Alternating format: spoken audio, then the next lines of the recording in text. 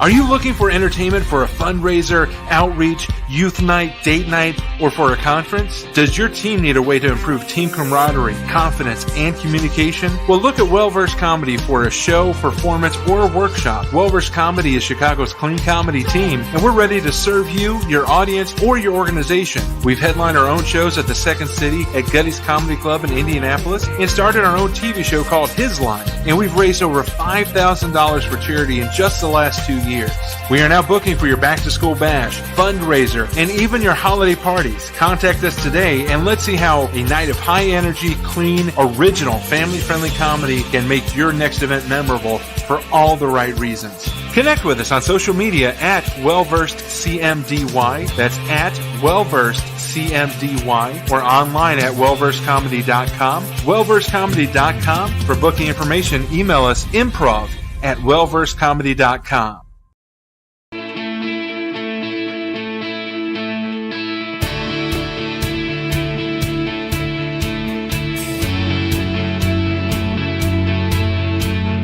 Welcome to the Gifts for Glory podcast, where we celebrate and promote men and women using their gifts for God's glory. Know someone who is making an impact for God's kingdom using their gifts, talents, and passions? We'd love to meet them. Send us an email at podcast@giftsforglory.com. That's podcast@gifts4glory.com. And now here is our host, Dave Ebert. Hello, friends and neighbors, and welcome to the latest edition of Gifts for Glory.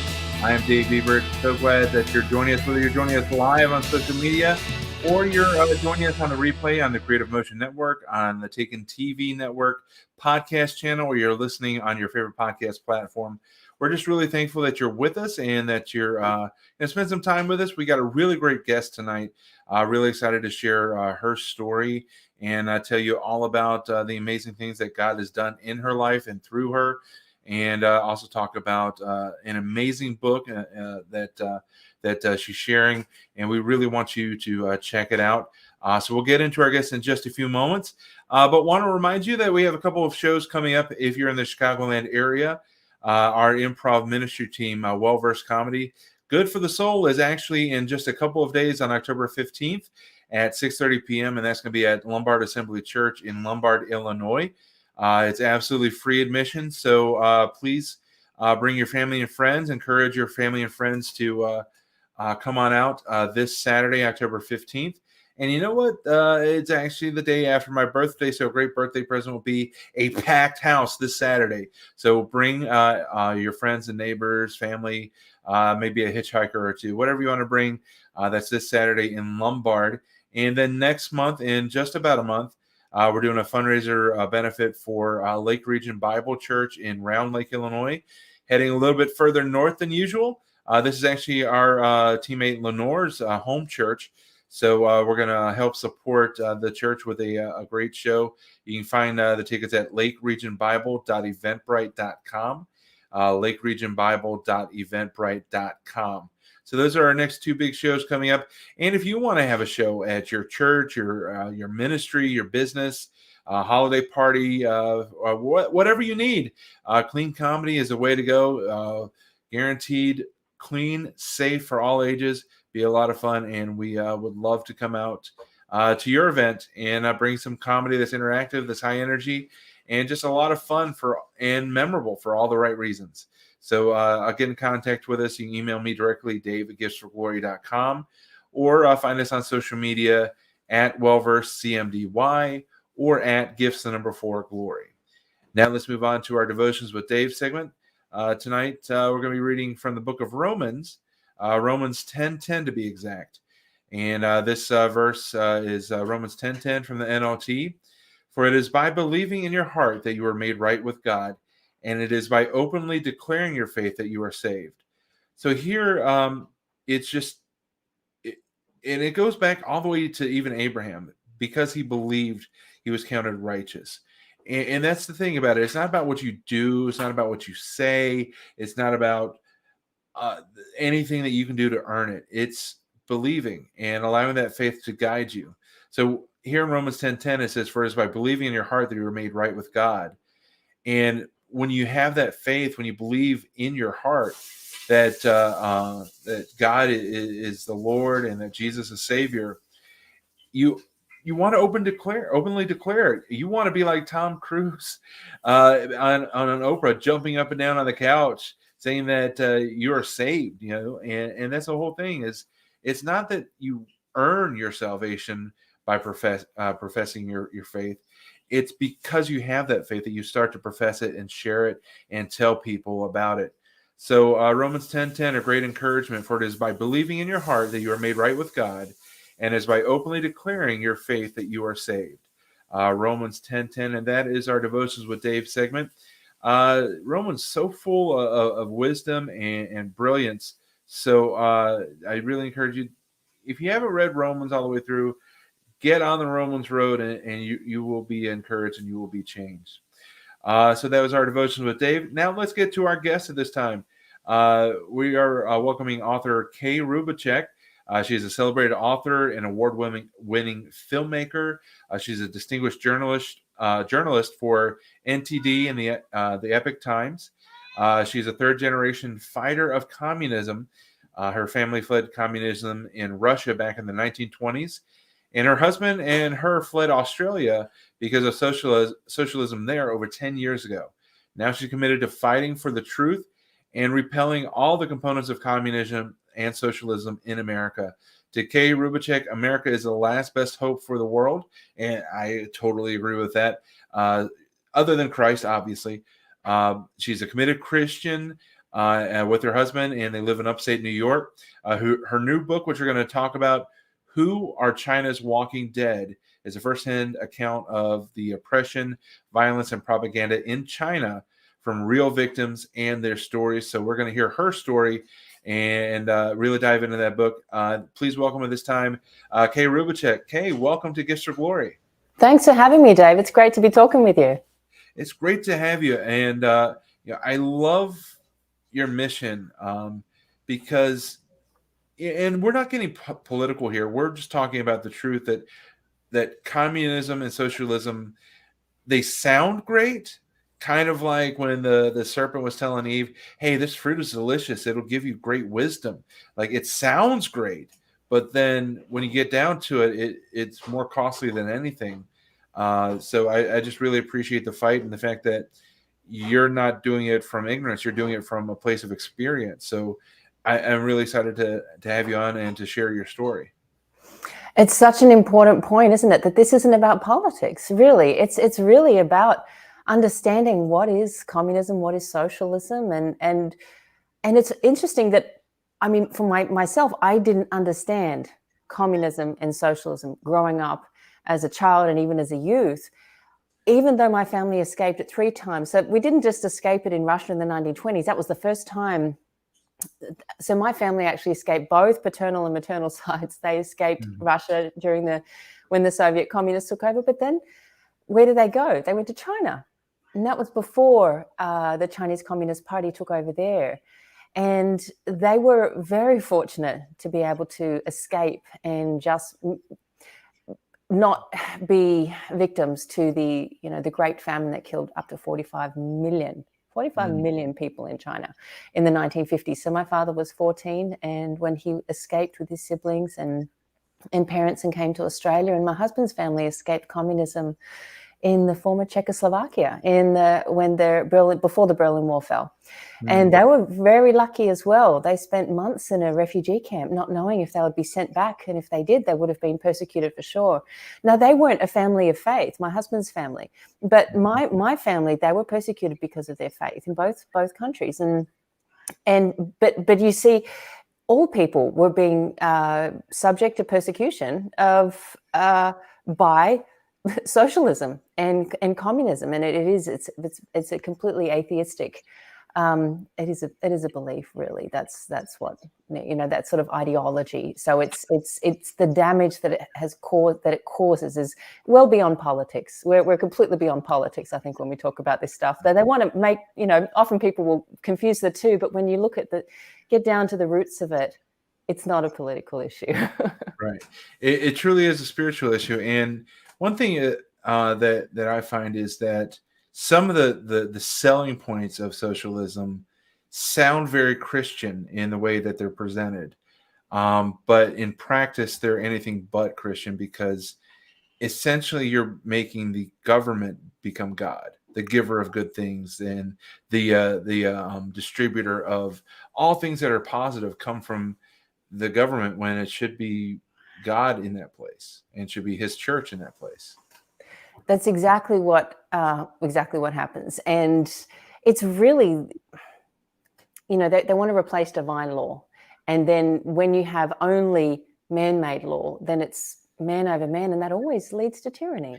We're just imperfect. I mean, that's just part of us being here on this earth right now. Is we're not perfect as human beings, and we need that divine law to aspire to and to work towards.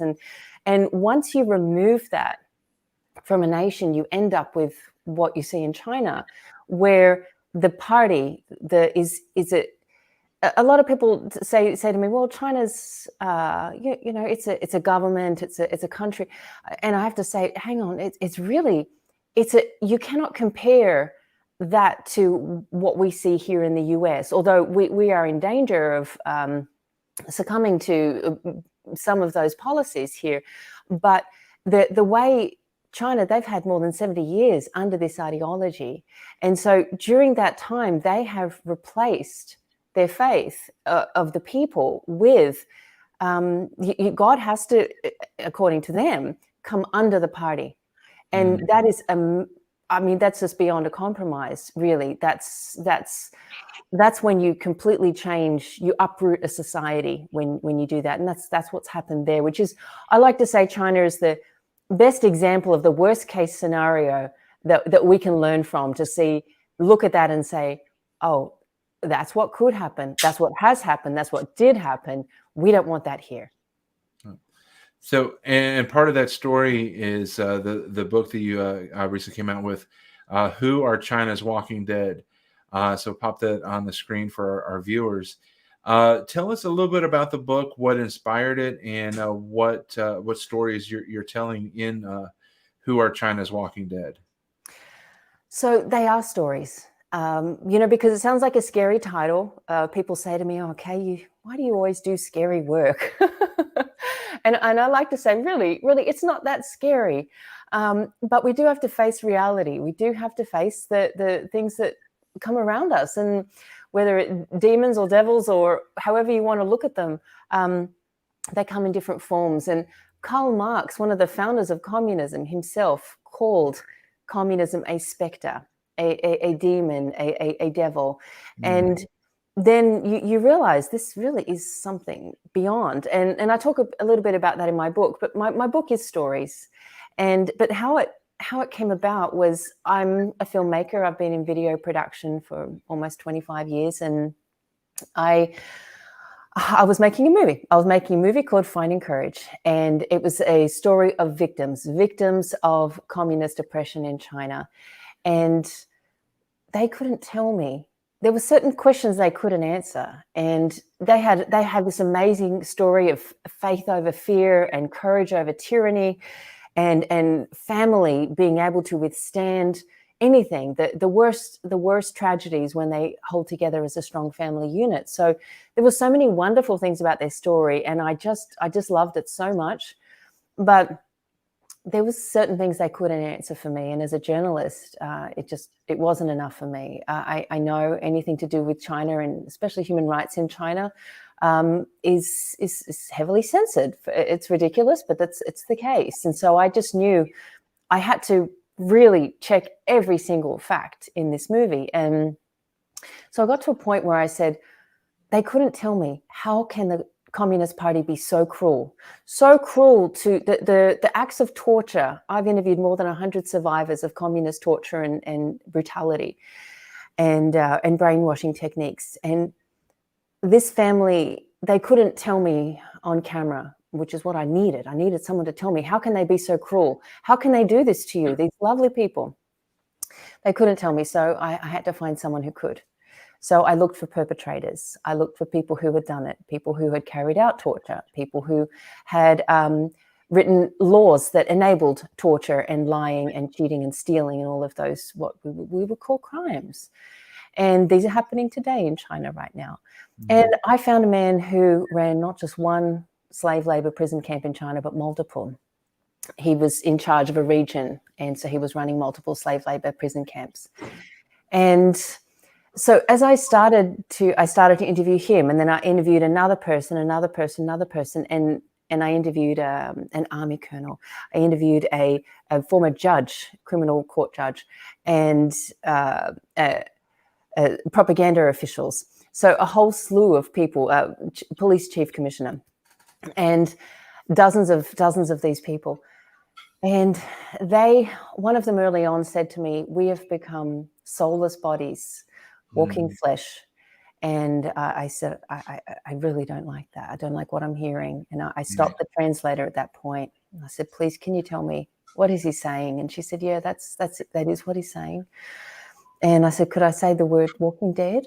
And she said, "Yeah." Yeah. And I thought, well, that's what we can understand here in the West, because there's been these TV shows, there's been popular culture glorifying these horrific characters, these sort of zombie states.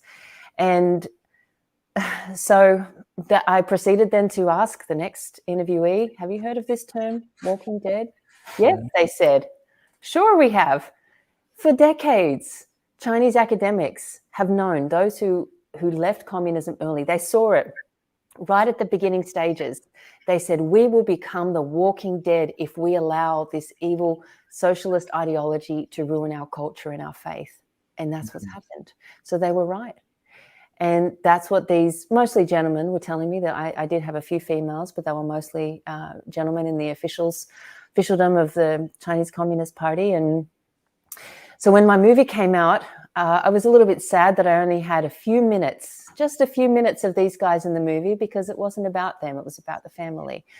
But so many people said to me, "What about those guys? I really want to know about those guys. What did they go through? Who are they?" Because no one gets them on camera. It was pretty unusual.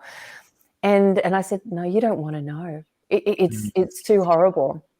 But so many people asked. And then when I started really seeing what's happened in the US here over the last few years, I just thought, we need to know. We need to know what the worst is. And so I decided to write this book, and I put together, it doesn't work as a movie for these guys. If you just put the Chinese communist terms in and have them talk in a movie, it doesn't make sense. What they say is a foreign culture, not just a foreign language. So I said, okay, I have to write it, and I have to put it in a story form, all true stories, so that people can understand and see through my learning process of how I came to understand what they were saying to me when they said words like walking dead, 2 layers of skin, propaganda is news, news is propaganda. Once they told me all these terms, I started to unpack it, and each one became a story in my book. So you can pick up any chapter and you'll find a story with an example of how socialism really destroys a nation, how this atheistic thinking destroys a nation, destroys a culture individually as well as broadly across the society. And I'm assuming that there probably had to be some great links on your part to conceal identities or to protect the people that are speaking to you, because I'm sure that the Chinese Communist Party doesn't look kindly on the truth getting out. It's so true. The pressure that the Chinese Communist Party puts on people is ridiculous. But, the biggest pressure they put on people, and I've experienced this a lot, is they don't put so much pressure on me per se. I mean, they put pressure externally on other people, because I like to say the louder you are, the safer you are. And that's been my experience for more than 20 years. Because those who are afraid, they will target you, and they will try to make you compromise your beliefs and try to buy you with money, with fancy dinners, with whatever they can do. And this is what happens. This is a form of corruption where we allow morality to just sort of fall away to the side, and we don't maintain a baseline of basic good human being principles, right? I mean, and I'm just talking just in a secular format, right? Fashion here, this is just basic, beyond politics for sure. And so, yes, there were people who wanted to speak to me, especially from China. And I had to say no to quite a few people because it's too dangerous for them living in China. And I only interviewed people outside of China, though there's a few people in my movie who were and still are in China when we made that. And it was very scary to know that at any moment they could be arrested for the work that I'm putting out. But they were determined that they were going to do it anyway, and that telling the truth was more important to them than hiding in fear and taking the risks of what would happen if they compromised their faith and their values. So those are the really brave people, and take my hat off to them every time I think about them, because they're just amazing. But there were many others who I just thought, I just didn't think that they had that ability or position to really withstand the pressure from the CCP. So I intentionally didn't interview them. I didn't want to put anyone in too much harm's way. Now, in reading your bio, you've been arrested for peacefully protesting. I'm assuming, I believe that was in China. Can you talk about that experience at all, and how you got out and things like that? Yeah, for sure. That really was a turning point for me. Why so much of my work has been focused on China, because there's a lot of we know there's a lot of things going on in the world, and there's a lot of stories to be told. I really think everyone's got a great story when you ask them. But in China, it really opened my eyes to communism, that experience of being arrested in China. It was 20 years ago. It was in 2001. I went to China and I held a banner on Tiananmen Square. I wasn't alone, but I mean, I was so naive and ignorant. I told my father I was going, and he said, I mean, he was born and raised in China. He experienced the Chinese Communist Party, but he didn't want to talk about it. And I really think my family wanted just to protect us from the evils that they had seen. And so I didn't learn about how evil communism was. I really didn't know. So yes, I was told I was ignorant and naive, and that was absolutely true. I was ignorant and naive, and I went anyway because I'm quite stubborn.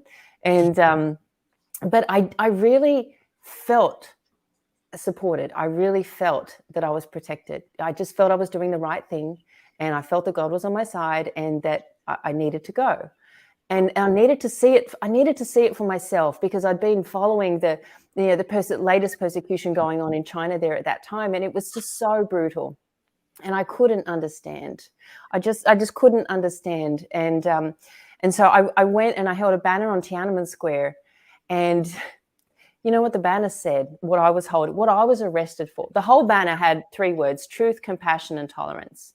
But I was holding the word compassion in Chinese and in English. And I'm 6 foot tall. I'm pretty tall for a woman. And the Chinese police officers, they were all undercover police officers that arrested me. They were plainclothed in China, in Beijing, the capital city. I was on Tiananmen Square there, right in the heart of the capital.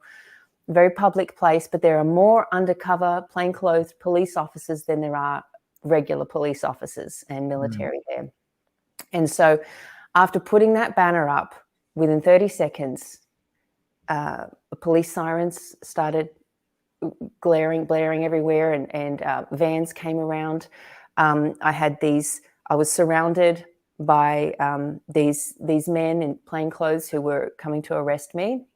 I broke no law. I checked everything beforehand. I broke no law. And holding the word compassion in a public place, I really didn't think, I didn't know what would happen because it is China, but I didn't think I'd be put in prison for that. But I was. I was detained. I was beaten a little bit, not as badly as a friend of mine who had his nose bloodied and finger broken. Others were beaten quite badly. These were all Caucasian, all white, from all different parts of the world. And I went with a friend from Australia, and my goodness, I was thrown into a basement prison cell, and they told me that those words are illegal in China. They told me that compassion was illegal in China and that truth was illegal in China. Wow. And I was shocked. And then proceeded to try to force me to sign papers that I couldn't read. They were in Chinese. They were telling me that my plane tickets were paid by the CIA. No, I had a good paying job. I was a manager in a software company. I was able to pay for my own ticket. My parents, my family knew where I was. My boss knew where I was. I knew exactly where I was and why I was there. And yet they were trying to make me sign papers and things that I couldn't understand. They were brutal interrogations, but then they also used all these propaganda techniques against me. For example, I was there for 23 hours, and during that time I wasn't allowed to eat. And I had a few snacks in my bag, and that was it. But they brought out this beautiful restaurant food. I could smell it coming towards the end of the detention, and bottles of water. I was thirsty. Sure. And but they had these big television cameras, and they said, "Here you go, eat this restaurant food. It's great." And I said, "Please turn the cameras off." And they said, "No." And I said, "I won't eat while you have these cameras on, because I know what will happen. This is propaganda." Yeah. To say, look at how we treat these people who come in and think they can hold a banner of compassion on China on Tiananmen Square. I refused to eat while the cameras were on. They took the food away, and I got no food. And they there were so many tactics that they used on me during that trip. And it was 23 hours. If they had held me any longer, I would have had to have the Australian embassy would have had to have got involved. So they knew that. They were very much aware that they couldn't officially keep me arrested. They said, no, you're just detained in a basement prison cell in Tiananmen Square police station. So I really learned a lot from that trip about how communism forces and teaches and trains their officials, their police officers to lie, to believe lies, and to carry this out on regular citizens. If I was Chinese, if I had Asian skin, I may not have got out of that prison. That's really very possible. So the treatment is extremely eye-opening, and that was my trip to China. And since then, I decided to use my skills to expose what is going on in the largest communist state in our world today, socialist state. But that's where it's a big risk, because it means I'm not going to be working in Hollywood, but that's just fine by me. I think we've got to stick by our principles and our faith more than anything. Absolutely. Now, there's a couple of questions that come to mind. Is first, I recall that the United Nations put China on the Human Rights Council. Now, I'm based on your story and what my own personal, knowledge from news, that seemed very counterintuitive for them to be on the Human Rights Council.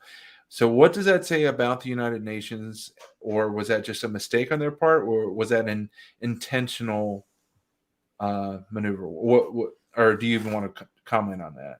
Oh, happy to comment on it. I think about these things a lot, because I think it's important. When you talk about human rights, you look to the governing bodies, the large councils or global groups such as the United Nations. We have different groups here in the US that advocate for human rights, and so I've been in touch with a lot of those organizations over the years. And I mean, look at what we've done with China here. We've given China favored nation status. We've allowed it into the World Trade Organization. We have allowed China into, and let me clarify, when I say China, I don't mean the nation itself. For example, America is certainly not the Democratic Party. It is certainly not the Republican Party, is it? But in China, we often equate the two, that China is the Chinese Communist Party, and that you cannot separate the two. And that's intentional. That the Chinese Communist Party has intentionally conflated the two and make us think. It's certainly done that in China. They've every day in the regular news media in China. They say to love the party means you love the country. To love the country means you love the party. This is really part of that whole playing where the party to them they're taking the party as a form of God, and it's shocking, but that's how they see it. So when I say China, I'm talking about the Chinese Communist Party, and that's essentially who we've allowed into the United Nations, because there is no other alternative in China right now, because that CCP has a complete monopoly over the entire nation. So the UN hasn't, I really think that they've compromised consistently on human rights with China, and not just in China, but elsewhere, but certainly with China. And we can see that as an example, very crystal clear. They just put out a report on the persecution of Uyghurs in China, the minority group in the northeastern area in China, and they wouldn't allow, the UN wouldn't allow that to be debated. So that's just an example where that's because China vetoed it. So by allowing China onto the Human Rights Council there, they know that China's going to shut down any debates on human rights. But and this is a compromise, because China, the CCP, doesn't respect the lives of human beings. It's not all men are created equal under God. They do not have that concept. They're looking at a very atheistic worldview where they see human beings as beasts. Honestly, that's what they say. They say we are no better than animals.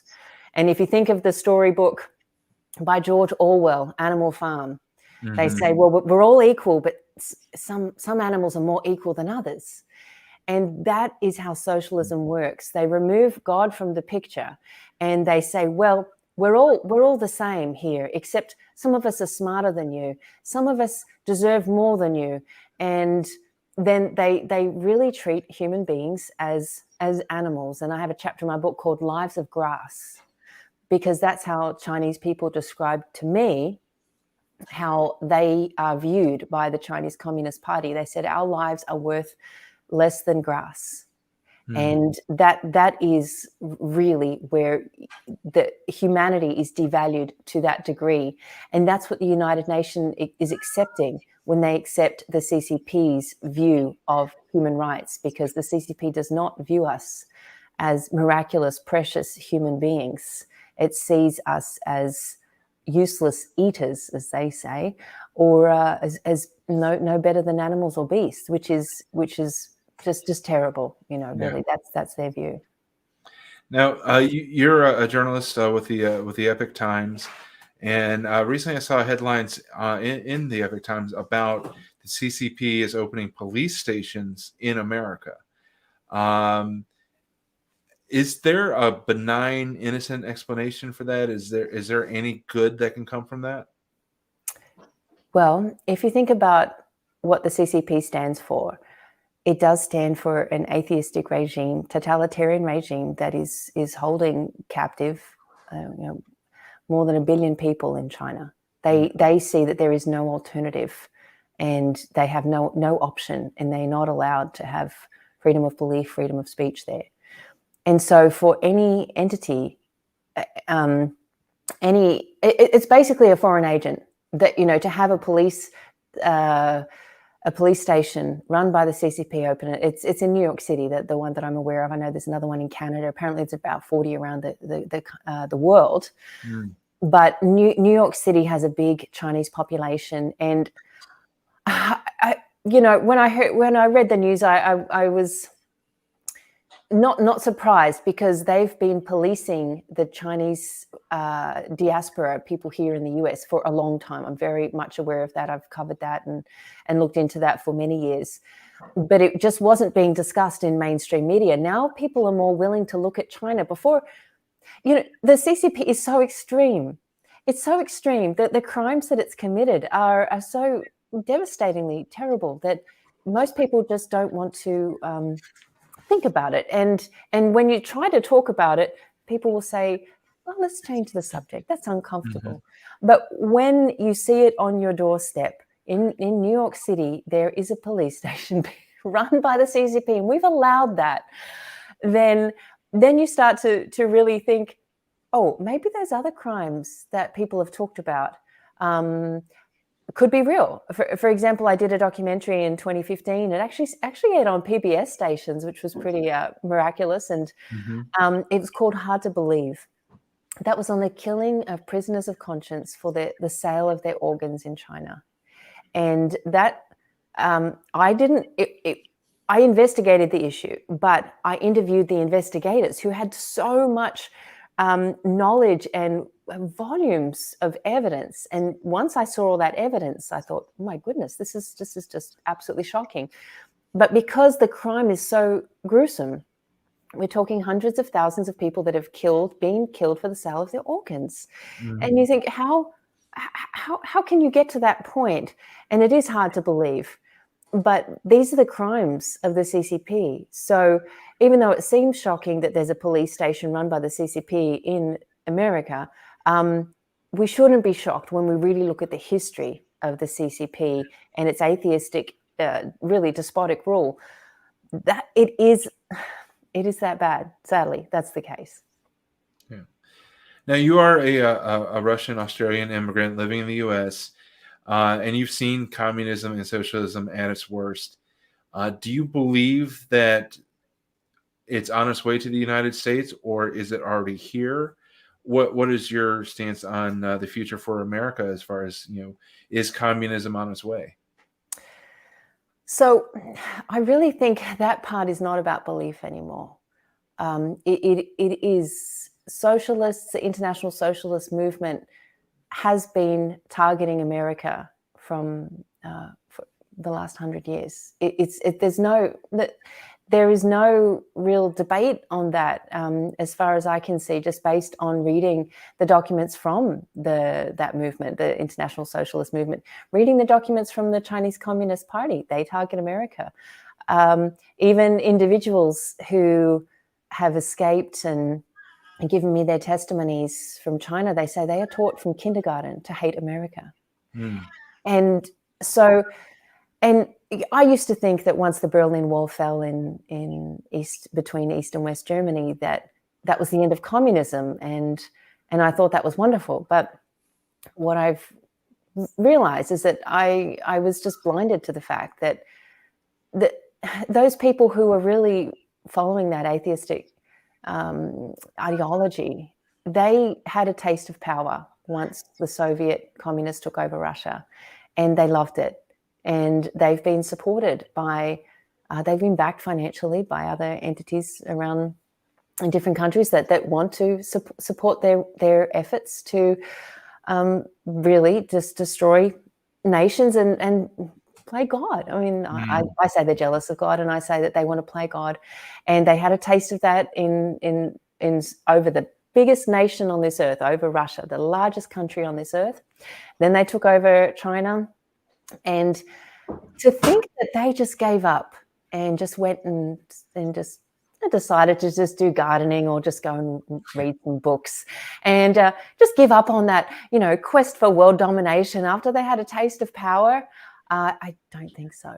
Really? I don't think so. And if you follow their textbooks and their writings and study that, which I have done, and it's sometimes it's very depressing to see it. I have a lot of hope. I have a lot of faith. So I don't stay depressed. But when I read those things and see how intentional their actions are and how evil their motives are as well, they have not given up on those goals. They have just utilized technology, and they have adjusted with the times. They didn't just disappear. We can't say that the devil just disappeared because a long piece of concrete wall was brought down in one part of the world. We still have battles to fight within ourselves and within this world, righteous battles, I believe.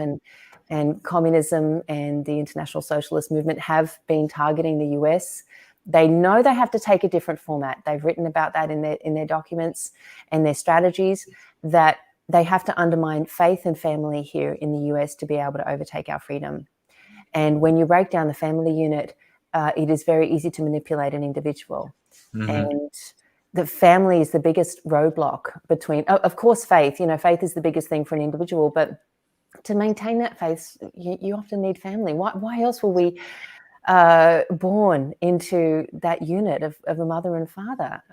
I think that was just the divine nature that was being given to us. And so we have that opportunity. But if that family unit is broken down, which has always been a goal of the socialists, is to remove the family unit so that the state will have direct control over every individual as an individual, then if you don't have the family to protect you, then you really will get blown about in the wind, and you will lose your faith. You will lose, you lose so much. You lose yourself, and you just get controlled by these media narratives. So now we see more and more people are waking up to the fact that most of the mainstream media, more than 90% of our media is owned by like 6 companies.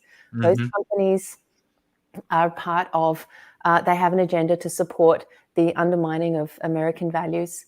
And that's where their efforts have been placed. And education is the other one. Walking through, they say, long march through the American institutions.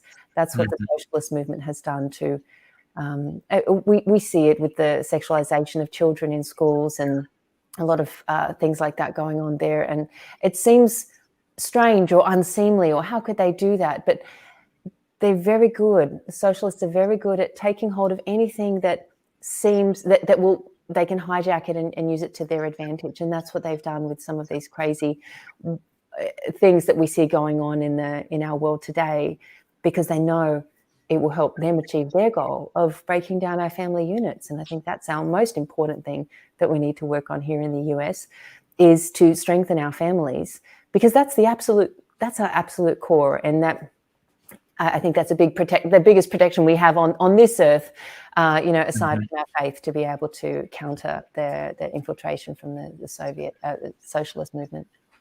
Absolutely. And you look at the response to the pandemic the last couple of years, whether or not the virus itself was a plan, the response, again, was to tear down the family unit, separate us, because if you can't see your extended family, it's just you locked away in your house. And also, they didn't shut down Walmart, they didn't shut down Home Depot, but they shut down the churches. And so you look at those and you're like, whether or not the virus was of natural origin, the response is definitely fitting in line with that communist desire to take down the Americans' institution. Yes, and studying the textbooks and the strategies that these communists and socialists have had, and I use those words interchangeably, socialism, communism, because socialism really is just a stepping stone to communism. So I sort of jump between the both because I see them really hand in hand. And they try to pressure us psychologically through these external pressures of feeding us, making us very afraid by giving us this constant propaganda through the media. And if you look at the examples of China's media is all controlled by the state. And that means they can just repeat. And the journalists there have told me they are trained that news is propaganda and that news is spin. Their journalism training is very different to ours. But even ours now, we see those, what the Chinese people came to accept is what some Americans have accepted here with mainstream media, and not questioning the narratives and not realizing that we don't want to think bad of anyone. We don't want to think bad that people are trying to harm us. We don't want to think that anyone in government or positions of power responsibility would want to harm us. No one wants to think that.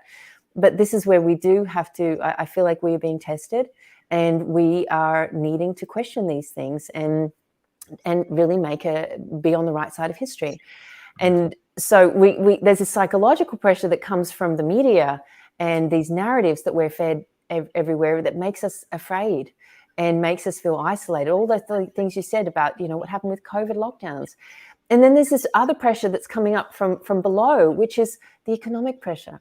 And this is a strategy to wear us down.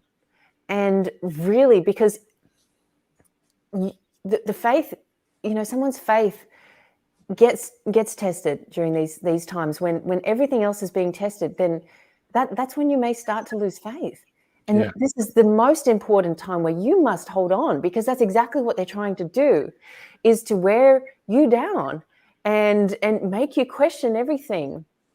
And that's where you really have to hold on, because they are trying to squeeze us from the top and from below and make things really difficult. But that's where I think when we understand, for me, once I was understanding their strategies more, it just gave me even more peace of mind and just even more faith that we don't have to worry about that. They have their intention, but that's not God's intention, and that's not what we need to worry about. People are going to do their things, but I have to be clear of what I want for my family, for myself. I'm a mother of two, and what do I want to make my own choices, and really not have those decisions made for me by lies and by disinformation and perversion of education. I want to make my decisions for myself, and that way I'm have that personal accountability and personal responsibility, and I take that seriously. Yeah, absolutely. So, Kay, I want to transition now, and we've talked a lot about faith, but I want to hear about your faith journey. How did you come to know Jesus? Were you born? You mentioned that your husband's side wasn't necessarily a faith family, but on your side, were you born into faith, or was it something you found on your own? Well, tell us about your journey. I was born into faith. I was very fortunate. So my family were they were persecuted for their faith in Russia as Russian Orthodox Christians, and they that's what happened under the Soviets. Faith became illegal, and also business owners were also targeted too, and they did own property. But my grandmother, she was in China, and she raised my father and his siblings, and she had 13 children, 9 survived. And when growing up with her, I've a family of 4 siblings, and I was really close with my grandma. I was really close with her, and she was probably the most pious woman the most pious person that I've ever known in my life. And I just loved spending time with her. She didn't speak English, and very little in English, and so I was the only one out of my siblings that insisted on going to Saturday Russian school to learn the language, participate in the faith, and all the cultural activities as well. And I did that for 10 years during my schooling, my regular schooling.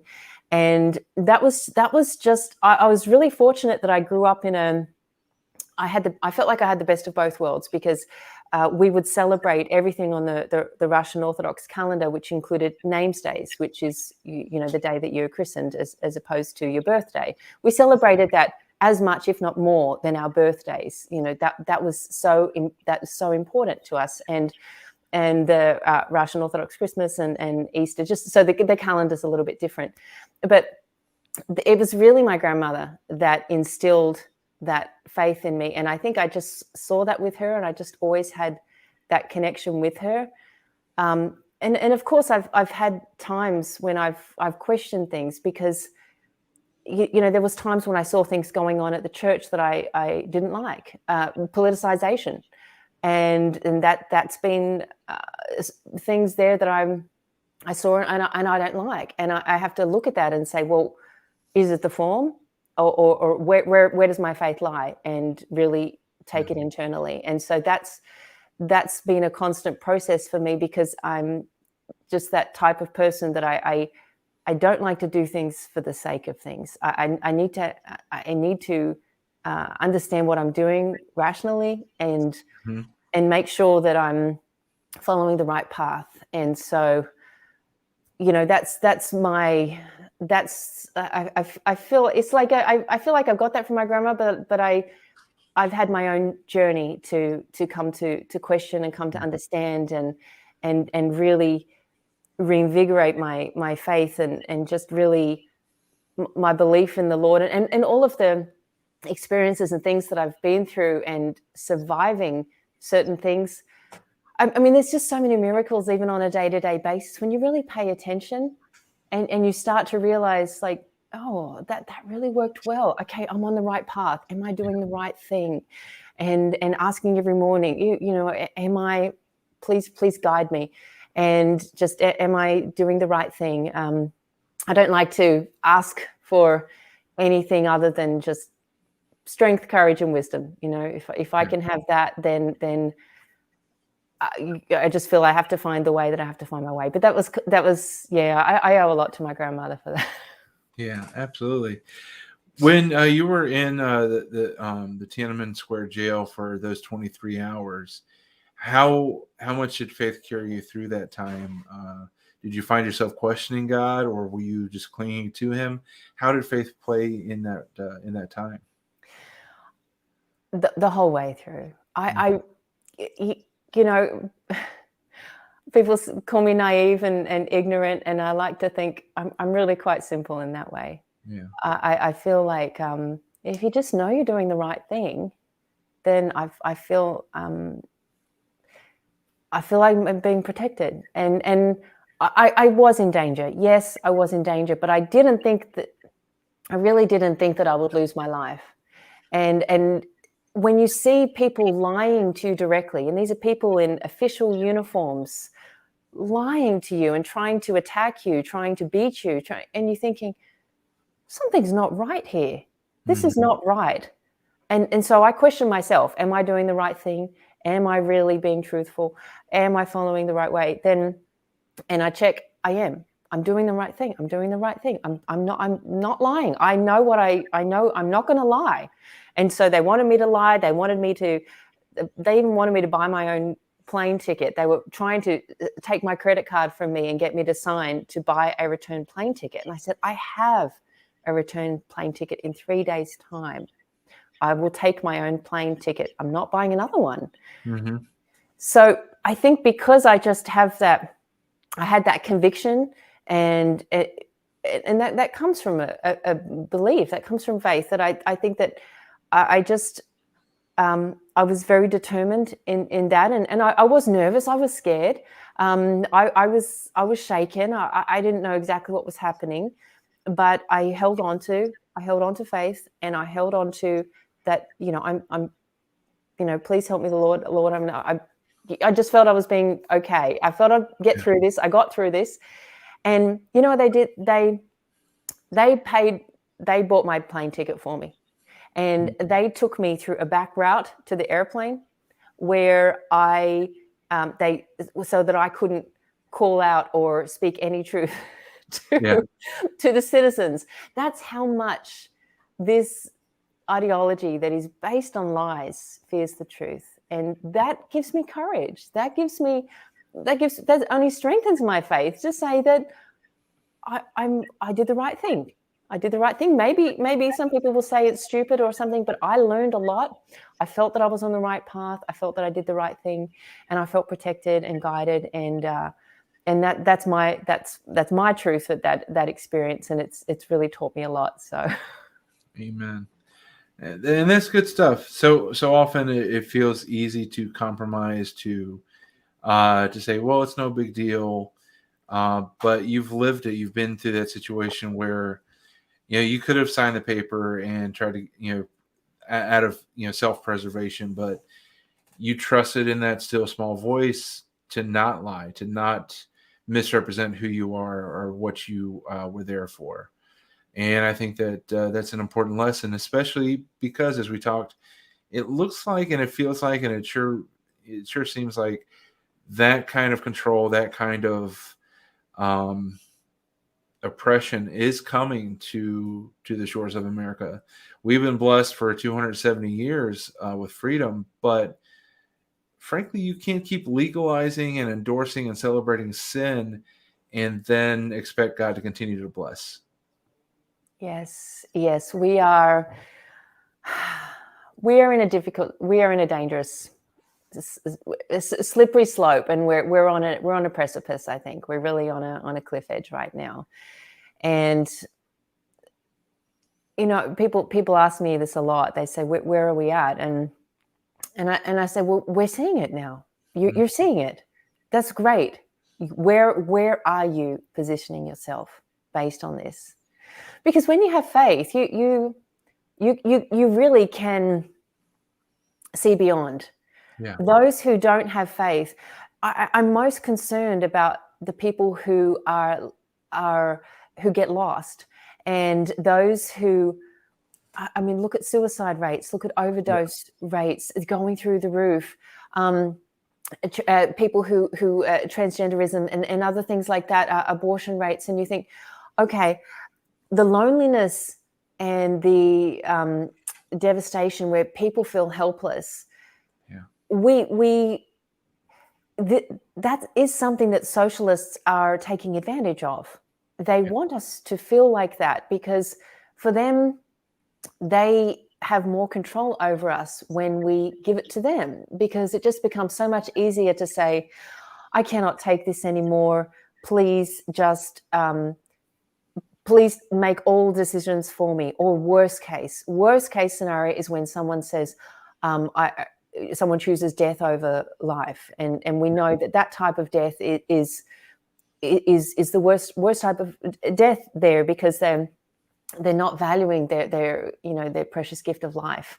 Right. And that's when people get so lost. And so I'm really very much concerned about people in those situations, because I think for those of us that are clear in mind enough to know that if we strengthen our families and we strengthen our faith, we can get through anything. We can absolutely get through anything. Look, my family is testimony to that. They survived seeing dead bodies hanging in the trees as they spent 5 years traveling from one side of Russia down through Mongolia, only to eventually find freedom 5 years later in China. And the fact that they could do that was very much based on their faith, I believe. And they didn't give up. And so it's those of us who were thinking of giving up. That's where we have to hold on, and we have to really encourage each other, because there's so much bad news around us. I want to get a shirt that says bad news sells, but I don't buy it, because seriously, there is so much bad news out there that you turn on any station, and you just get bombarded with, well, everything's bad, and well, what can we do about it anyway? Come on. There is, even when I look at the bad news, I can see something hopeful. There's someone doing something about it. There is. That person has hope. That person thinks that there is still something worth doing, that we can do things, we can be proactive. And to me, that gives me a lot of hope, because yes, it looks like we're on a precipice and that we are at a cliff's edge. We're about to fall off into socialism. But if we say that, we believe the biggest lie that the socialists have always said, which is that socialism is inevitable. If we believe that, then it means that the death of faith. Right. So how can you believe that? How can anyone believe that socialism is inevitable while saying that they truly have faith? So for me, I do not believe that socialism is inevitable. And anyone who says that, I say it's a lie. And that's where we just have to start calling out the lies. And we have to have hope and positivity, because it's the negativity that pushes everyone down. And if I can tell you a story that I interviewing all these former like survivors of brainwashing and torture in China, they were just so devastating. But the one woman, she told me, she said they were so afraid. The prison guards, these slave labor prison guards, were so afraid of these, and these were religious prisoners of conscience, innocent people who were put in jail for their faith. Most of those were the ones that I interviewed. And when they made eye contact with each other, the prison guards would be so angry. They would do anything to stop them making eye contact with each other. Think about that. Eye contact. It's such a simple thing.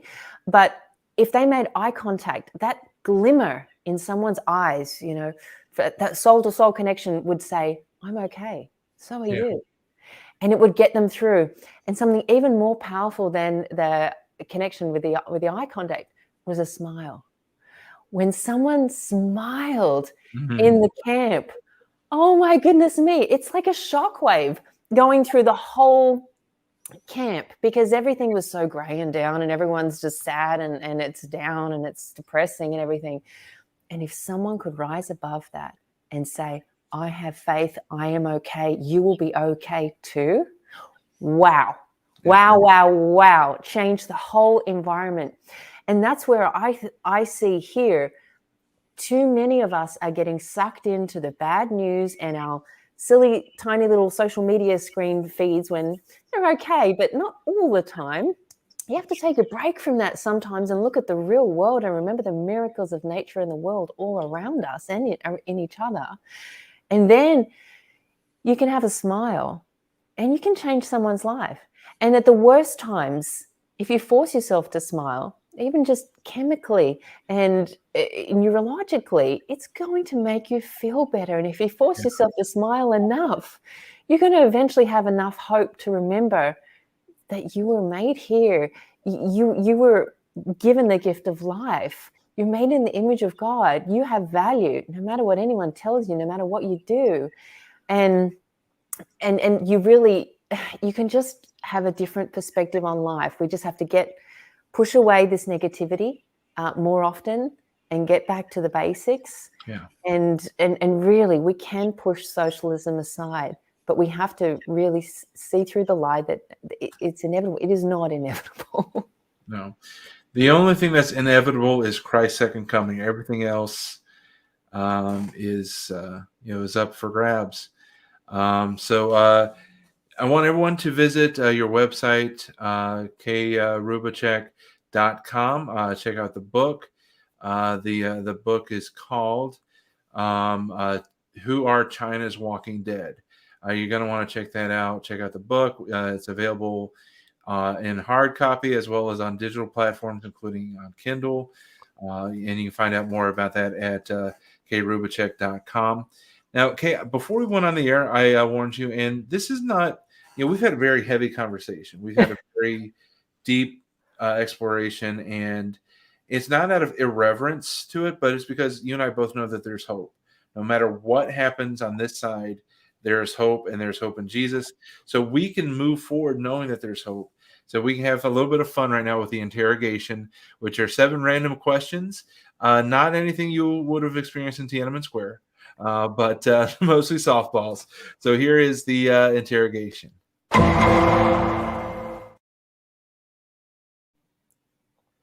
All right. First question is going to be, as a child, what did you want to be when you grew up?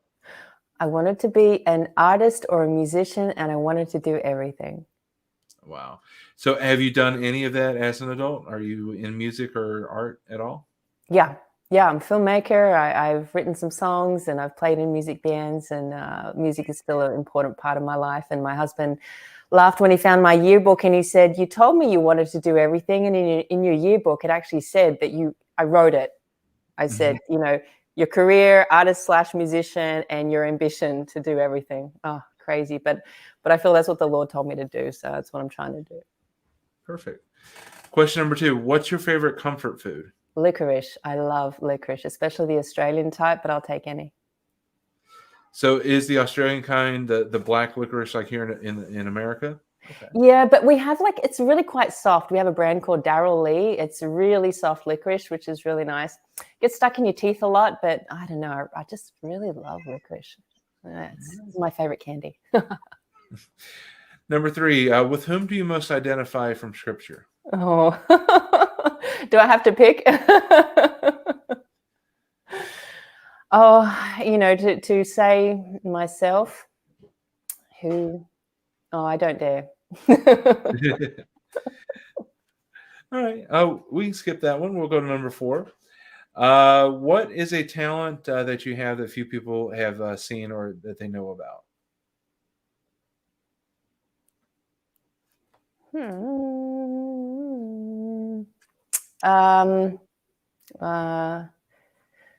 I can play the saxophone and the clarinet, and I cannot play the flute. That's okay. Cannot get a sound out of it. Yeah. All right, very good. Number 5. How do you recharge? How do you relax and then recharge your batteries? Oh, I like to sit still and close my eyes, really contemplate. Very good. All right. Question number 6. What was an embarrassing moment in your life, but it ended up turning out okay? Oh, so many times, so many times. There's so many times there's so many times I've embarrassed myself, and I think I'm still here to Hmm. say that I'm still here. And it's just so many times I've embarrassed myself. I've embarrassed myself on stages. I've embarrassed myself in front of large audiences, small audiences, in front of people that I know and don't know. And then you just learn from it. And I think sometimes that makes me feel a little bit jaded. I think, oh, gee, well, been through worse. So what? Yeah, I just think there's been so many times that I know everything turns out okay in the end. So, yeah. Perfect. All right, final question, the interrogation. What are the top 3 things on your bucket list? What are the top 3 things of the everything that you wanted to do that are left that you need to accomplish? What do I need to accomplish? I just ask for guidance, and Mhm. I just want to be a good tool. What would I like to accomplish along the way? I would love to see more of the US. I've been to 14 states. I would really love to get to the rest of them. So that's more than 3, but I want to get to all of them, Okay. and some of them I want to get back to again. Um, oh yeah, that's definitely something I want to do. I want to do that soon. What's been your favorite state so far? Bonus. Utah. I don't know why.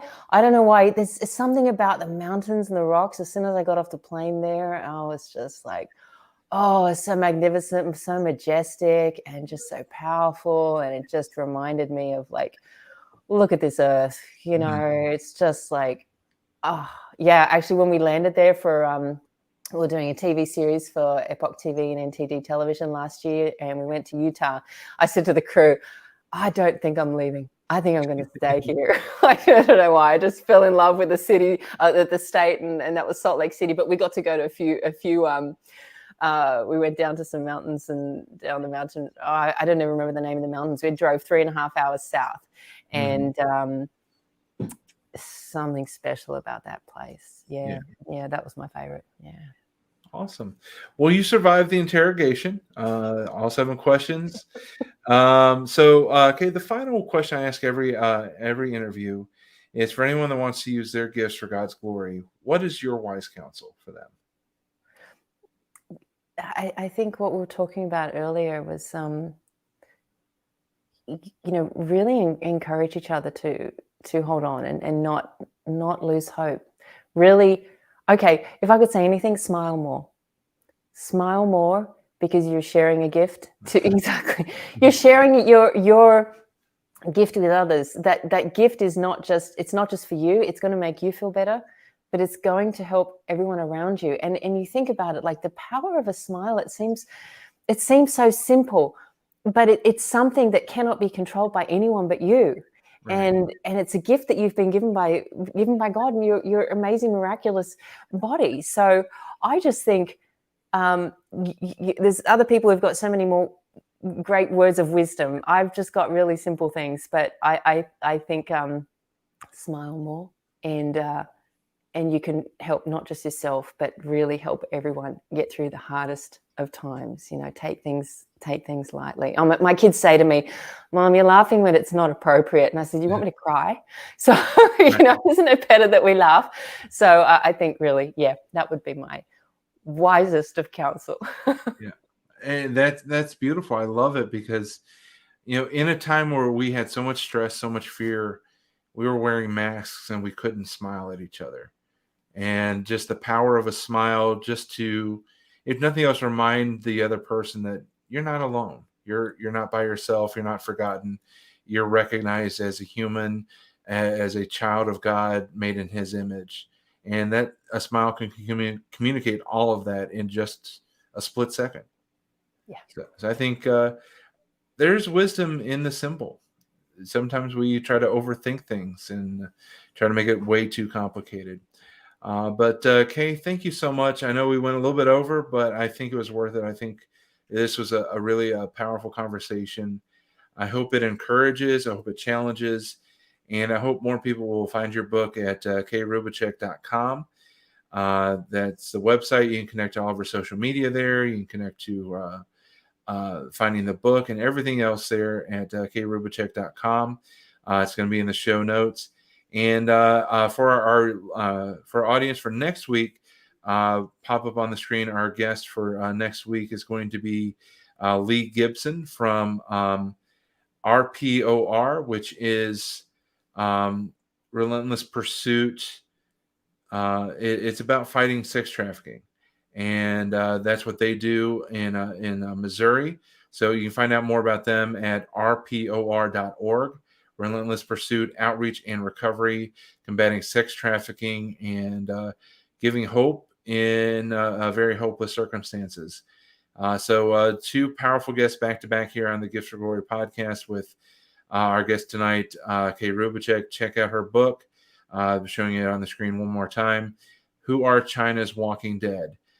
So Kay, thank you so much for being on, and I wish God's blessings on you and your family, and His protection on you, because you're not making a lot of friends with with your stances and with your outspokenness.